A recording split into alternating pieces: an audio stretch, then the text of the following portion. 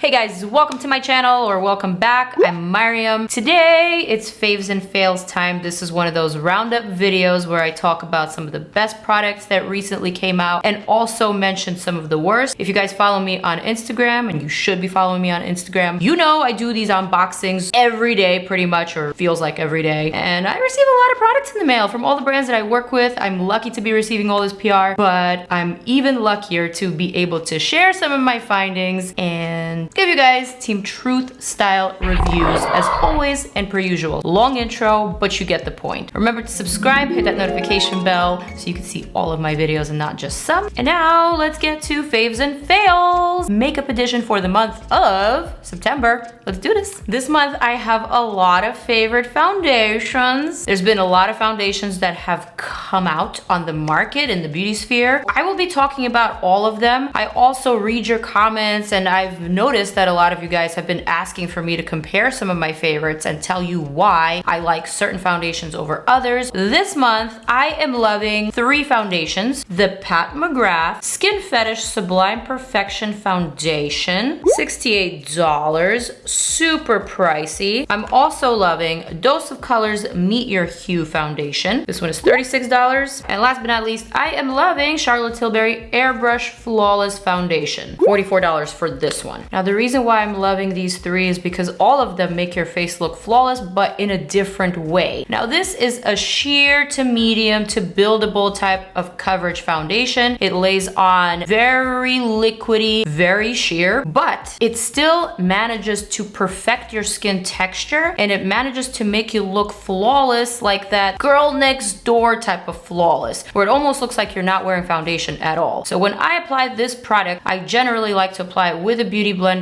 and sheer it out in the areas where I want my freckles to show. And I like to wear it on those days where my skin is looking its best. Not today. Today I am using the Huda Beauty foundation, which I'm also liking. That one is super duper full coverage. It's a little bit more problematic skin friendly. Let's just put it that way. This foundation, the Pat McGrath, is different. It's for people who already have really beautiful skin, and with this foundation, it just enhances the beauty and the texture of your naturally beautiful skin. $68 is a high price to pay for a 1.18 fluid ounce foundation. Not gonna lie, it's a lot, but I've gotten so many compliments while wearing this foundation. People would tell me that my skin is flawless. I am generally not the type of person who hears this kind of stuff. I do have problematic skin. I break out. I have an emotional connection to this one. Now, the Dose of Colors foundation is very, very different from the Pat McGrath. First of all, this one is $36, so it's the cheapest of the three, and it's the most full coverage of the three. This foundation is great. The undertones are beautiful. I like to wear shade 119 and also 120. Both of them are sort of similar, but 120 is just a little bit more golden and 119 is a little bit more true to me, just with a hint of green in there. Both work just depending on the rest of your makeup and the look that you're going for. I love this one because it glides on so smoothly, so effortlessly,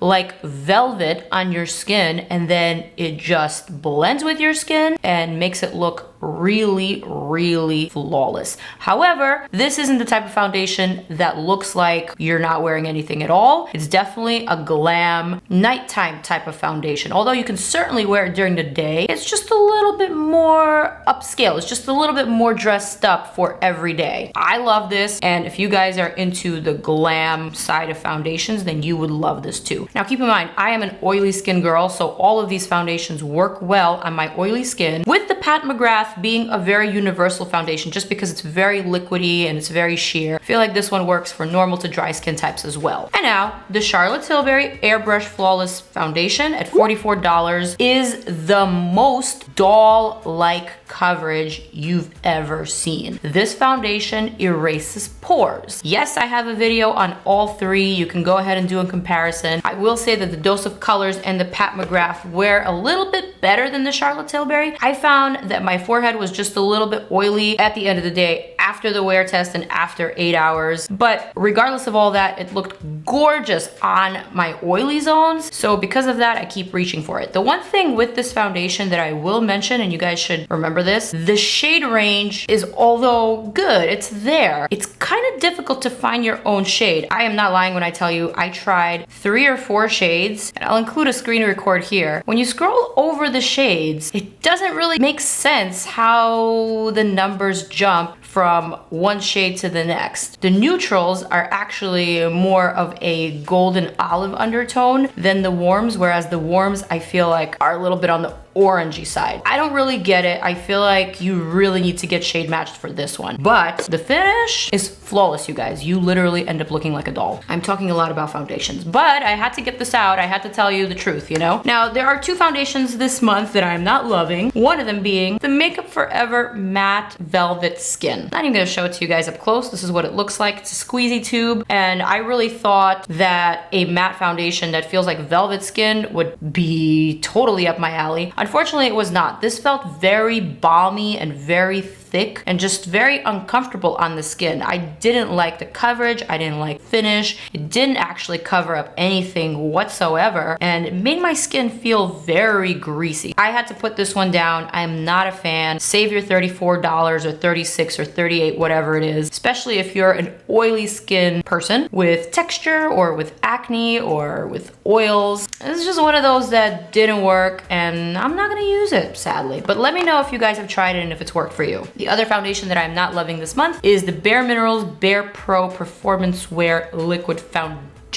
That is a long name, and unfortunately, this foundation is another dud. I was not happy with this one. Matter of fact, I wore these on the same day. I tested out the Bare Minerals Bare Pro first, didn't like it, wiped it off, and then I went for the Makeup Forever Matte Velvet Skin. Hated it, removed it all, ended up not wearing any foundation at all, and I think I stood home. I was having one of those days. But anyway, the thing that I don't like about this foundation is that it offers absolutely no coverage, and in fact, it's sticks to your problem areas. That's a huge problem for me. It doesn't work. It doesn't work in any foundation setting. I'm sorry to say it the way that I'm saying it, but this one just did not work. Also kind of inexpensive, in the $34, $36 range, but who cares if it's cheaper if it doesn't work well? I don't know, maybe these are meant for a dry skin type, which I'm not, so let me know if you guys have tried it. If you're a dry skin type, did this work for you? Am I bugging? What's the tea? Okay, foundation talk is done. Moving on to the next skin product that I am loving at the current moment, and it is Benefit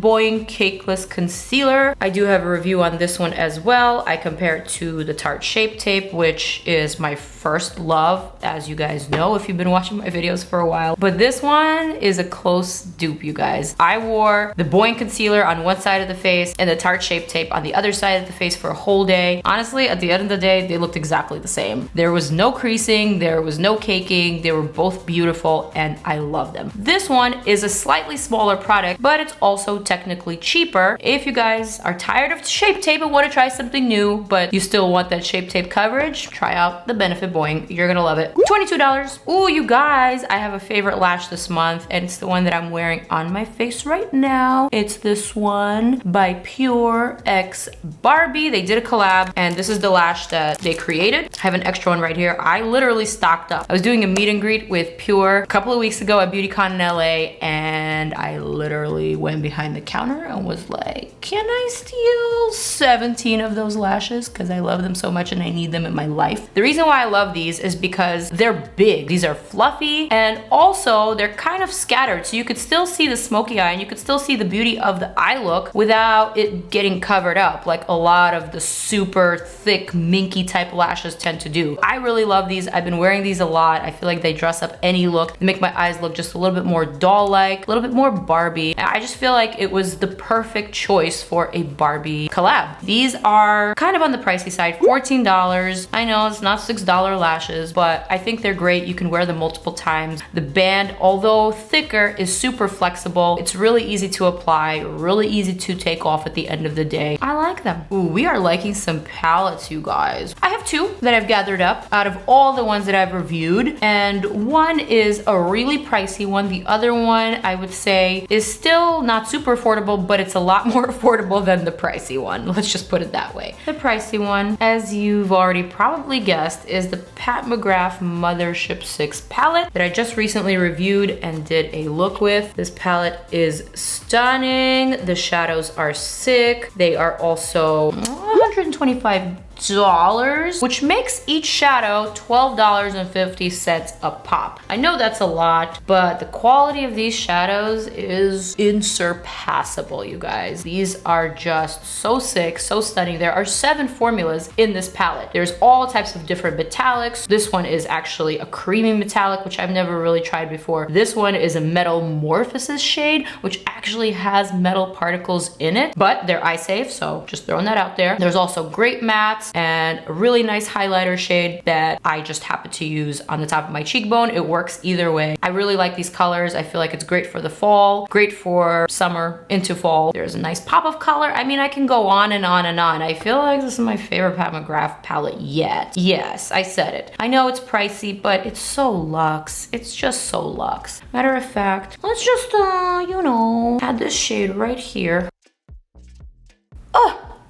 Let's appreciate that glory. I mean, that's a look right there. Just one eyeshadow gives so much dimension and so much zam, so much zam. I know it's pricey. I know, don't kill me. I'm sorry, I didn't create it. But if you're a makeup artist or makeup artist slash makeup lover enthusiast, then save up those $125.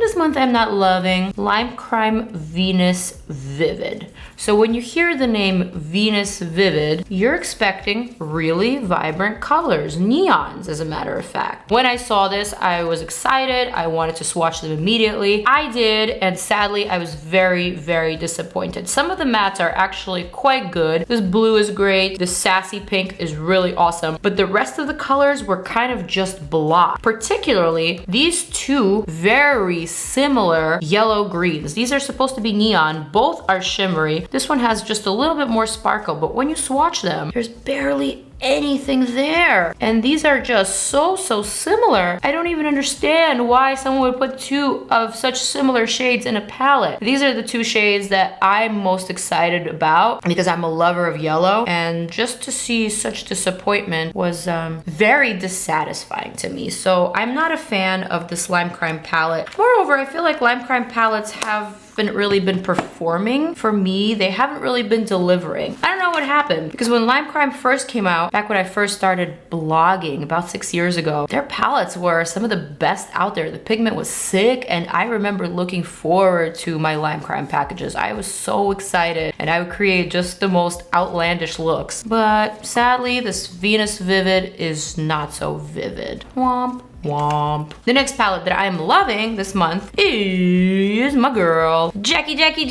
and ABH COLLAB. This one is gorgeous, $45, 14 shades. I actually did the math before I started filming, so that equals to $3.21 per eyeshadow. To me, that's pretty affordable. You can't really find $3.21 eyeshadows out there unless it's NYX, but the quality is not the same as Anastasia. These are gorgeous. These are stunning colors, beautiful metallics, great finishes. I love this palette. I created a really beautiful look. I think it's beautiful. You guys should totally check it out after this video. I'm super excited for this. Jackie killed it, and so did Anastasia. I really love the whole wine situation here. I love the metallics. I love the warm browns, all the beautiful duochromes. I'm here for it. This is great. Get it. So the next palette is giving me all the fall feels and all the fall vibes that I want right now. Look at my shirt. Look at this packaging. We are vibing. However, when I open up this $25 fall feels palette from Tarte, I am left feeling very perplexed, very uninspired, and quite frankly, very bored. We've seen these colors before. This isn't anything new. I feel like they're very washed out, and the only color that that excites me out of this whole compilation is this teal right here. However, it's one of those barely there colors. It's not really all that exciting. Swatch is kind of okay, but then barely applies. That's disappointing. And although it's a $25 palette, I wish Tarte would invest a little bit more into the product rather than the packaging. This was not a hit for me. Oh well. Sorry, not sorry. Ooh, there's one more palette that I'm not particularly intrigued by, and it's this Jouer Metamorphosis Face and Eye palette. When I hear Metamorphosis, I think of a cocoon turning into a beautiful butterfly, so I think of change.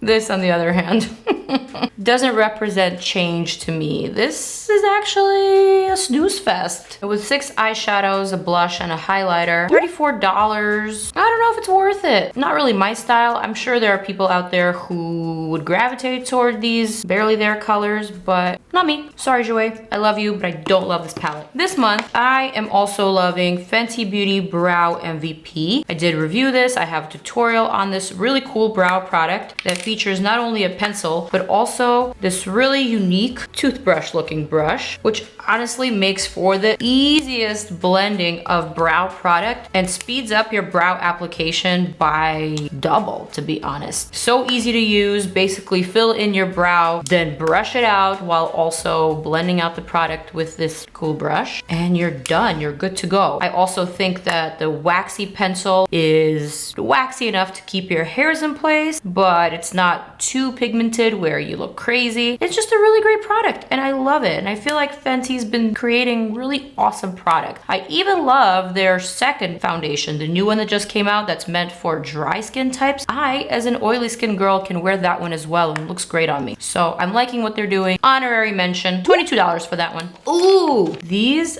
Live Tinted Hue Sticks. They look like crayons, but they're actually a multi-use type of product. These Hue Sticks from Live Tinted by my girl Deepika are absolutely outstanding.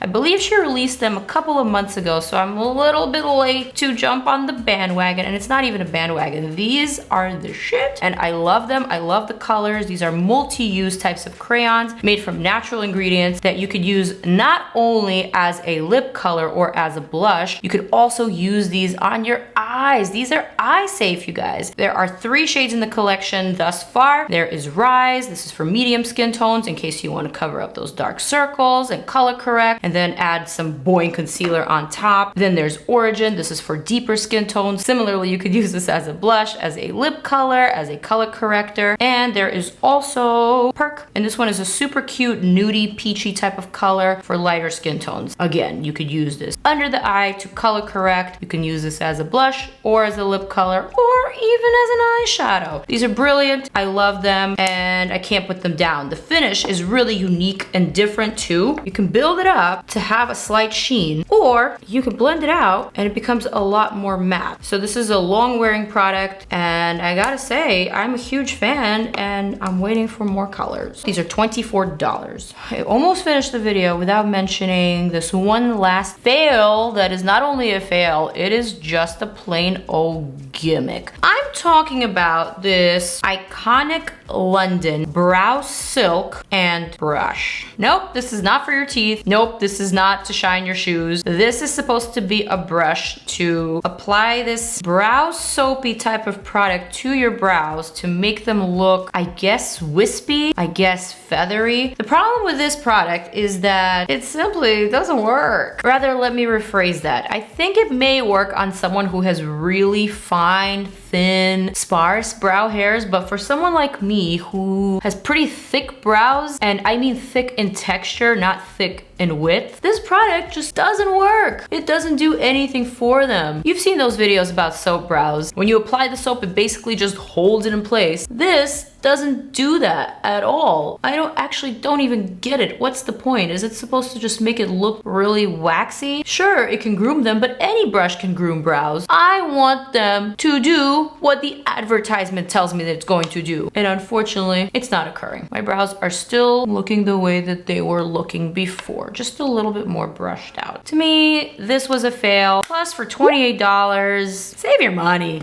Save your money. So that's it for the roundup. I'm sorry if I was mean to those that I was mean to. It's nothing personal. I'm just here for the truth, and I am here to report and tell you guys what is actually worth your time and money. I hope you enjoyed this video. Thank you for watching and for subscribing, and do check out some of my other videos right here. All the foundations that I talked about, I reviewed. So click on those videos and watch now. Bye.